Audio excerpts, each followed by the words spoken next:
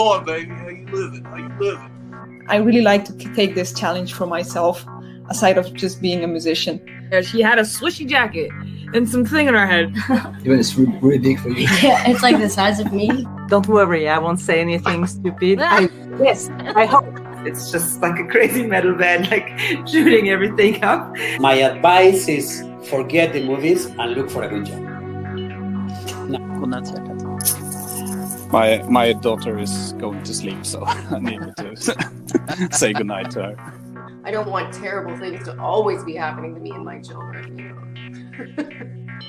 I think I was more nervous when the movie was premiering and coming out, because then I realized that people actually had to see it. Nice to escape the studio. We have the beautiful, not sunny English countryside behind us. This country and this world can do a whole lot better.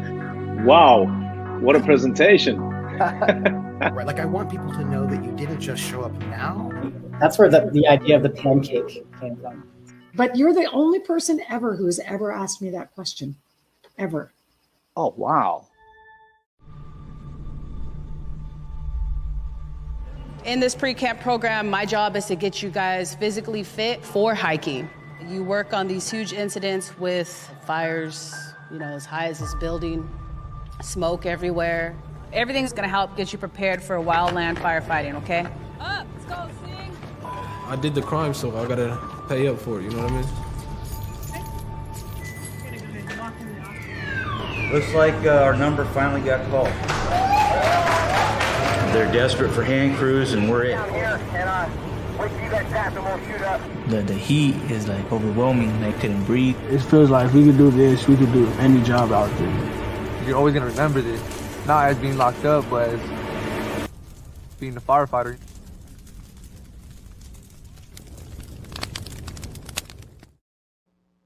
Good morning, good afternoon, good evening, wherever you are in the world. I am Mark Sugiyama from Eclectic Arts, based here in Seattle, Washington. And thank you so much for joining me on this Tuesday, the 27th of July, 2021. And my guests today are the co-directors of a gripping new documentary about incarcerated young men training to work as firefighters. The film is being released on August 3rd from 1091 Pictures. Please welcome to the Eclectic Arts virtual studio, Jake and Drew from the film Fireboys. Hello. Hey, Mark. Hi, Jake and Drew. Thank you so much for taking the time today. I really appreciate it. Thanks for having us. Yeah, so let's kind of start from the beginning. How did you come up with this concept for the film, and how did you two get involved with working on it? Yeah, so as a filmmaking team, we've been collaborating for about 8 years on pressing social issue-based stories and really having a human-first focus. About 2015, we started researching like mass incarceration as a subject in reentry in particular, and looking at some of the outcomes of the community that we were working with in prisons in Northeast Ohio. They were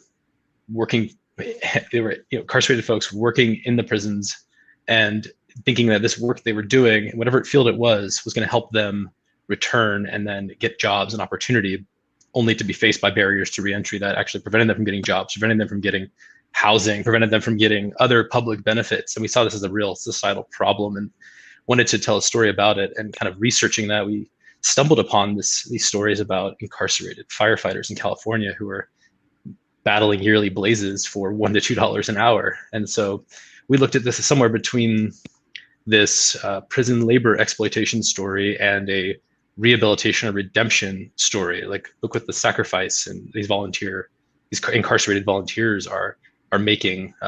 There's like 3,000 of them in California that are doing this work alongside Cal Fire firefighters. And so, this has been going on for, I think, since 1945. When we discovered this, we kind of thought, this is a story that really needs to be told. And so, we really hoped that Fireboys would make people aware of the impact of incarceration, but also like the extraordinary potential of people inside who are trying to earn their way out in this one particular way. And really looking at it as a story of redemption, because we found a lot of these individuals who were going through this really had hopes and dreams of, doing a lot more once they were released. And we thought it'd be a great piece and a great story about the justice system flipping from this punitive, retributive system to something that could look more restorative. Okay, yeah, no, it's I learned a lot from watching this, and I think I mentioned pre-show that I had no clue. I think a lot of people have no clue that, like right now in California, the fires that are going on, the wildfires that are being fought by folks that are incarcerated, young folks, and also older inmates as well. And like you said, there's this whole story about the exploitative nature of $1 or $2 an hour for doing the same work, the exact same work. I think that's the part that kind of surprised me the most. I thought, well, maybe with these young men that they're doing some sort of like half amount of training, or they're kind of off just kind of doing maybe the grunt work or something. It's like, no, they're actually doing the exact same stuff that the other Cal firefighters are doing. And that was just mind-blowing to me. They're type 1 wildland firefighters. They have the same qualifications and they do the exact same work. Yeah, and as you were mentioning that as you were doing your kind of some research and you came across this, how hard was it to get Pinegrove on board with this?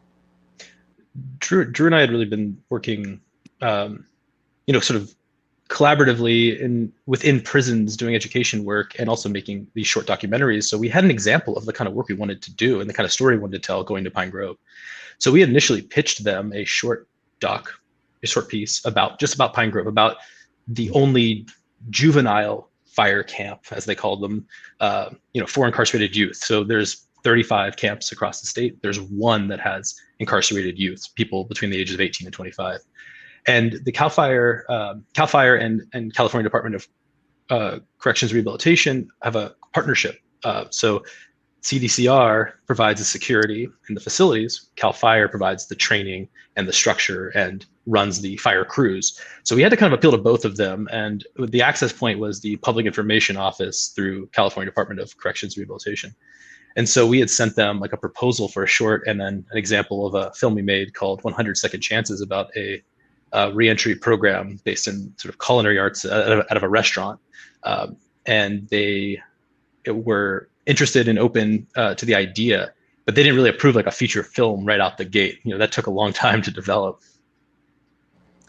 Okay, and so if it took a while for that to develop, was it just both of you and your team just being really transparent about here's what we're trying to do, and now it's kind of shifting from this short film to I think we have enough for a feature, and this is perhaps how it could benefit them, or just kind of anything to eventually get them fully on board then?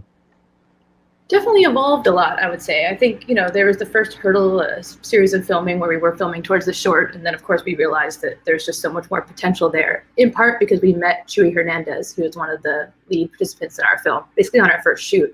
And we learned then that Chewie, his story arc in the film is that, he's been at camp for several years, fell in love with firefighting, and really dreams of becoming a firefighter. And that seemed like a really fantastic arc for us. And so as we got to know him, Jake and I looked at each other and were like, there's so much more here to explore. We didn't immediately march into the PIO office and be like, give us full access. It was a much longer, slower kind of journey, working, frankly, between several different folks. As someone retired, someone else came in, and then you kind of have to start the process over again. So there's a lot to say about kind of the gritty reality of, trying to get access like this. But in reality, really what we were able to do is get kind of chunks of time, 2 to 3 week chunks of time over 5 years. And that's really how we built the story, along with, following up with our participants on the outside, which is an important part of the story as well.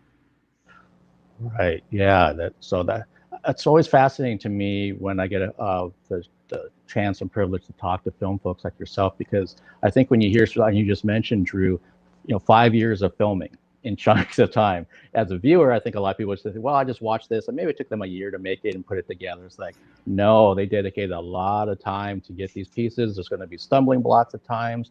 The narrative might change because maybe someone's no longer a part of whatever project you're trying to do. And so just the fact that anything gets finished in the film world is always amazing to me, because there's so many moving parts to it. And I'm curious, and you mentioned Chewie, who's one of the main focuses of the film. Was he initially on board with, being filmed and wanting to talk about his story and his narrative, or was it kind of something you also had to kind of work and it became a little bit of a work in progress to where he finally said, yes, I want to be, kind of the focus of this? So much of making a documentary like this that, we wanted to create lots of, participant focused or, human led, and have the story be driven by those people that we were meeting and that we were following. And so much of it was building trust in those relationships and establishing that very early on in the process. And so for Chewie, he was really interesting because, we met him as he was on his way out. He's somebody that had already been sort of celebrated and decorated as this longest serving first man or leader of his fire crew.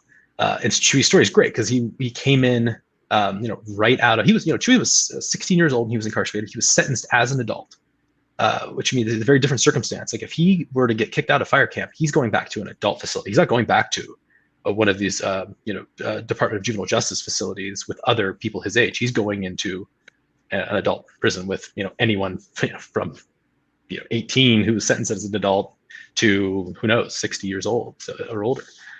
So he had the pressure on him to finish fire camp, but also wanting to become a firefighter was a goal of his as he sort of had moved through the program.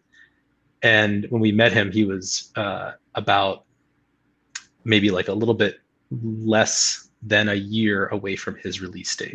And it was a week before his 21st birthday. So we had our opportunity here where we're like, okay, this person has been at this camp for 3.5 years. He's considered like the expert. Like it's so great talking to Chewie now because he'll tell us these stories, even back then that he knew, but like didn't quite like have the hindsight. He was on crew for longer than his captains were that were finishing, during his time, and so he was leading his crew while his captain was actually learning how to lead a fire crew for the first time, like an incarcerated fire crew for the first time. So Chewie was like Captain Chewie, even as a fellow, they called it other wards or, the fellow youth that are in that program. And then he spent so much time in that first man position because right when he got on fire crew, everybody else in his crew was older. So they were all getting released. And so he quickly got moved to the top. And so here's this young guy leading his crew of a lot of older kids. And he was feeling very self-conscious. And they told him, oh, you're great, Chewie. Like you really want to do this. Like this really comes naturally to you. And he was getting a lot of that really positive feedback. So we're meeting him after all of this experience, all of this buildup, and his hopes and dreams of like feeling that, he can do something productive. It comes to him easily. He's learning constantly. He's hungry for this knowledge and he's performing it. And he's being celebrated for it too. Like he worked on these historic fires in California, and the communities that he helped protect would bring them T-shirts and food and have parades for his crew. I mean, so he's getting something that he has never experienced before in his life, which is to be celebrated for making a positive contribution. And so, Chewie it wasn't hard to sell him on the idea as like sort of, here's your, we want to tell your story. We want to help work with you to, follow you over the course of your last fire season, right? And then going home, reuniting with your family, and kind of that be his arc, not knowing, thinking, okay, here's somebody we wanted to see a trajectory where is it possible to become a firefighter in the world as a professional after you go through this fire camp experience. And that story really felt really important for the moment because of all the other, it could in some way, in that one single story idea, represent that experience and the pressures and the challenges and the barriers to reentry that he might face going out into the world. And I think, that evolved over time and that relationship shifted and changed. And there were periods where Chewie didn't want to be part of the film. And there were periods where he actively came together and like made things happen. And I think with anything like this, persistence and patience and I think a clear intention with the story and maintaining that relationship, really pays off to actually be able to tell the story and complete and finish a film like this over time, because 5.5 years, a lot happened, and you never know if it's gonna make it there.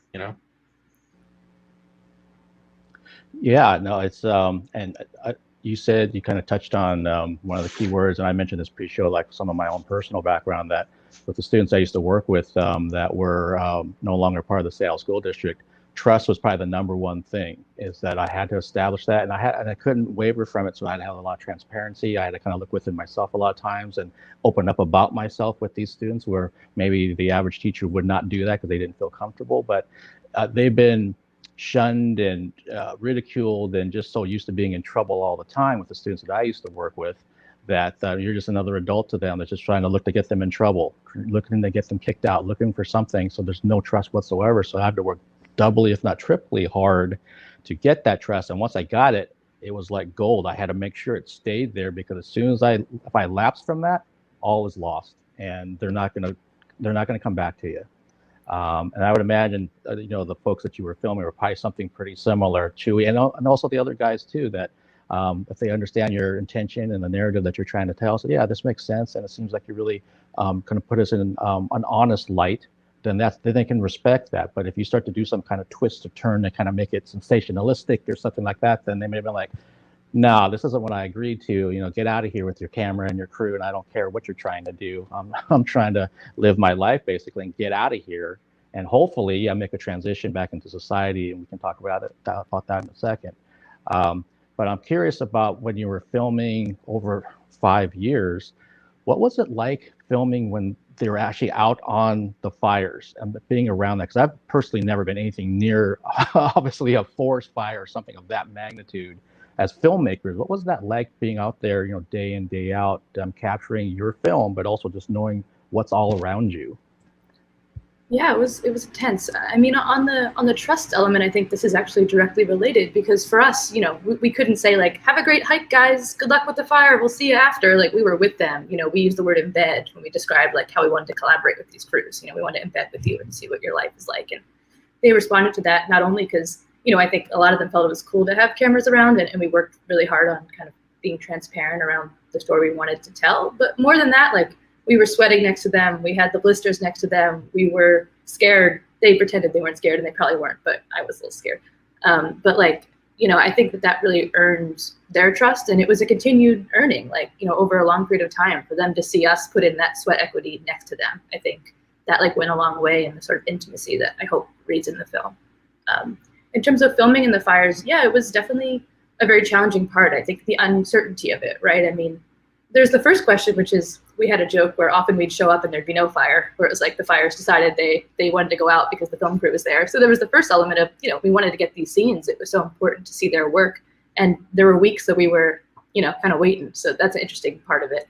And then the second we flew home, the fires would come back. But the times we were filming, like, for us, it was really just about trying to be as eye level and present with our characters as much as possible, and seeing their work. And there were some moments where we were driving off-road behind fire trucks. They gave us access to shoot, and we had the paperwork, but like, they weren't, when they're actively fighting a fire, they're not going to be like, where's the film crew? So it really was on us to not get lost in what was, huge fire incidents areas. We had one particular day where we drove around for 6 hours having lost the van, and we had to try to find our way out, which is some fun BTS maybe for another day. But like, there's definitely a lot of those sort of indie uncertainty elements as part of just getting the shots.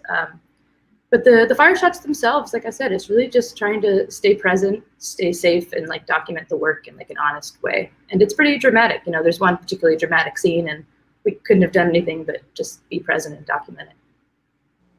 Okay, yeah, I've had the pleasure of reviewing and talking to a few other documentary filmmakers, and some of them have been through many wars around the world, and just seeing them on the front lines. So I asked kind of a similar question about what was it like trying to be there when bullets are literally flying over your head and your life's in danger. And in this case, being around fires that are, miles and acres and acres and acres long. And you mentioned something too, Drew, about just by the sweat equity and being there all the time, that the guys could kind of say, hey, they're trying to do this too. They're not just trying to be off over here in the safe zone and watching us deal with this. Like, no, they're down there in the dirt too, in terms of trying to capture the film and capture what we do authentically. And that goes a long way. It reminds me of the students that I used to have when we would go do PE. I'm not the most athletic person at all, But they would see me out there, like I kept telling them, so I'm going to try and do my best, just like I expect you to do when we're in the classroom trying to learn math or English or history. So you're going to watch me stumble. You're going to watch me not do very well when we're chasing the soccer ball around or what have you. And yeah, there's a lot to be said for that kind of walking the walk for these guys. And as we kind of have about 9 minutes or so before we wrap things up, I do want to talk about, which to me was a really important part, and I think it sounds like both of you have a lot of background with working with incarcerated folks, is this part about reentry. And so you've got particularly Chewie's storyline where he is celebrated. He's done so well. He loves it. He wants more of it. He gets his day comes up where he can go out back into society, goes home to his family, and then he finds out kind of the harsh reality of like, this may not happen for you. So what was that like? And then also worse, what's it like for him now? So Chewie currently, we moved back to Stockton. It's where he returned. He still lives there today. And, you know, there weren't a lot of opportunities or even like support systems there besides his family within the reentry community. So much of the getting a leg up after a person returns from being in prison and whatever, all the challenges that come with just adjusting to being a citizen again in society and rebuilding your life. You know, there's also all of these, like I talked about, these barriers to reentry that are preventing people from getting jobs. So for Chewie, it was, you know, he was charged with a felony, and with a felony on his record, he was barred from getting the necessary EMT classes that would have allowed him to enroll in a CAL FIRE training program or become a seasonal firefighter. His experience would, you know, he has more experience than a lot of the people that were actually probably signing up for those jobs, given that he had, you know, 3 fire seasons under his belt, working as a working on a Type 1 hand crew, leading a Type 1 hand crew. And he also had, you know, all of these captains and supporters that'd be willing to vouch for him. But, you know, what his record won't allow him to do is actually transition into that role. And we learned sort of as the process went on that there are organizations throughout the country that will consider somebody that has is justice involved, has a background, and the U.S. Forest Service is one of them. And so we've met several guys who had actually gotten out and have then signed up as hotshots. Antonio Wellington, who's an associate producer on the film and who was also at Pinegrove while we were filming and is featured in Fireboys in a scene where he comes in, you know, years later to talk to those guys about signing up for the Forest Service.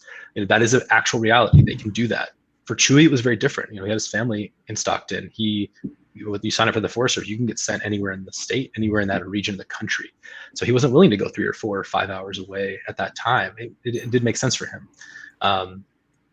And luckily, I don't want to, over time things change a lot, and Chewie found his way. He had learned some welding skills at Pinegrove. One of the captains taught him how to weld, and that became a trade that he took on, and it's featured in the film. He had, was still interested in fire. He would always tell us, like, I still want to be a firefighter. It's still my dream. And, as we were sort of finishing things with him in his, last few years, we weren't sure what he was going to do, if he was going to sign up for, U.S. Forest Service. Antonio had actually helped him at some point sign up and try to get some positions lined up, or apply at least, and see if he can get in. And it could be just a matter of time for things to line up in the right way for somebody to transition into that next phase. Drew, I don't want to give away too much where Chewie is today. I don't know. What do you think? We can kind of open this up a little bit. Yeah, that's a really good point. I think check out the film to kind of get the bottom line, but I think it's been a long journey for Chewie, and I think something that we really hope that Fireboys is going to help advocate for is for much clearer pathways for anyone coming out of any sort of fire camp to be given support, and again, a clear pathway to being able to be a professional firefighter. I mean, we have this great population of people, many of whom, not all, but many have fallen in love with firefighting and see it as a potential life-changing career. And we have a desperate need across the state of California and across the country for conservation workers. So our hope is, really to have people see this film and realize that we need to do a lot more to support people like Chewie and like Alex and like everyone else in the film to be able to become a firefighter if they'd like.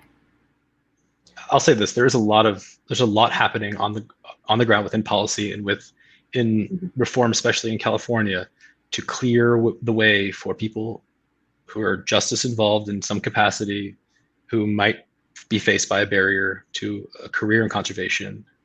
And it's really hopeful right now. There's been the passage of AB 2147, which allows anybody who worked as an incarcerated firefighter to have their record expunged if they didn't have a violent crime. And for most people that are all the adults within those fire camps, to even qualify, typically they don't have a violent felony. And so the vast majority of incarcerated firefighters who are returning to society that want to find a career in conservation, that opportunity is there to have that record expunged.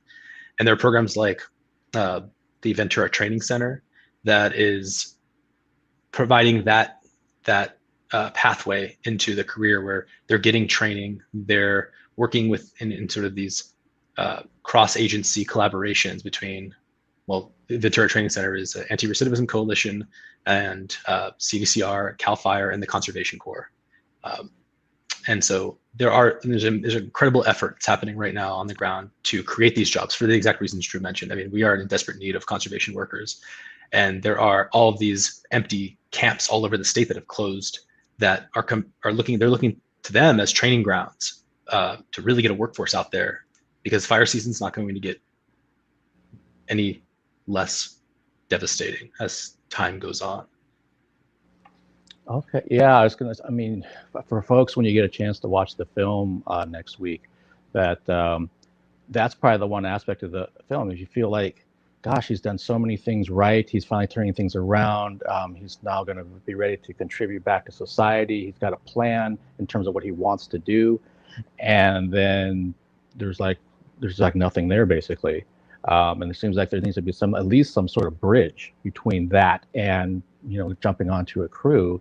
And he found out how hard it was in his particular case, because of his background with a violent felony, that there's going to be many more years that he had to wait before he could do things. And it's like, here's one of those examples where someone's trying to get their life back together and not trying to go back to their regular crew and whatever they were doing 5 years ago when they got incarcerated.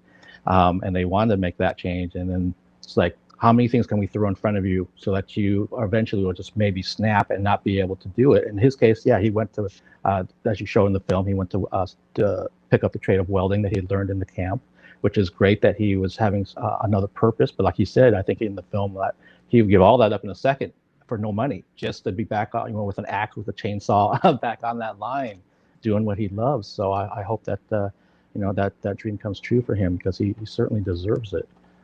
And Jake and Drew, before we wrap things up, and I ask this of every filmmaker that I have the pleasure of talking to, what kind of advice would you give to a new filmmaker? Any type of film, documentary, fiction, all those types of things. I always think for me, and early on, it's pursue your passion with people you trust and who you love and who will support that endeavor in whatever capacity that might be, and never give up.